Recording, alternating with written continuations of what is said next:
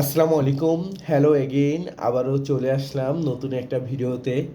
আজকে আমি কিছু আহ, ইজি বিষয় নিয়ে কথা বলবো। ইজি বিষয়টা হচ্ছে এরকম, যেটা আমরা আমাদের দৈনন্দিন জীবনে বা জীবনে আমরা ব্যবহার করি। যেমন আমরা বলি আমি হই, আমরা হই, আমি আমি ছিলাম, আমরা ছিলাম, হ্যাঁ, আমি হব। এটাকে আমরা কিভাবে ইংলিশে বলতে পারি? আর আমাদের গত ভিডিওতে আমি বলেছিলাম 9টা সাবজেক্ট, যেই সাবজেক্টগুলো আমরা আমাদের দৈনন্দিন জীবনে ইউজ করি। সুতরাং আমি আমার সাবজেক্টগুলো আবার বলে নিই। I, we, you, you, they, he, she, it, any. সুতরাং এগুলো দিয়ে আমরা আজকে প্র্যাকটিস করব যে কিভাবে আমরা বলতে পারি আমি হই, আমি ছিলাম, আমি থাকবো, এগুলো। So let's go with me.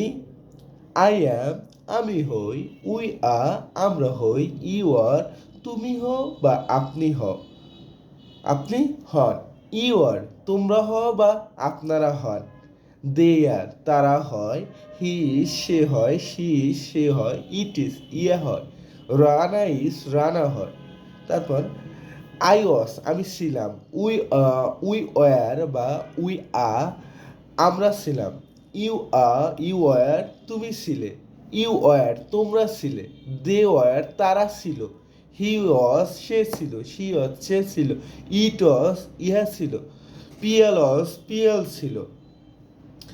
এখন ভবিষ্যতে আমাদের বোঝাতে আমরা যেভাবে বলতে পারি, আই উইল বি, আমি হব, উই উইল বি, আমরা হব, ইউ উইল বি, তুমি হবে, ইউ উইল বি, তোমরা হবে, দে উইল বি, তারা হবে, হি উইল বি, সে হবে, শি উইল বি, সে হবে, ইট উইল বি, ইয়া হবে,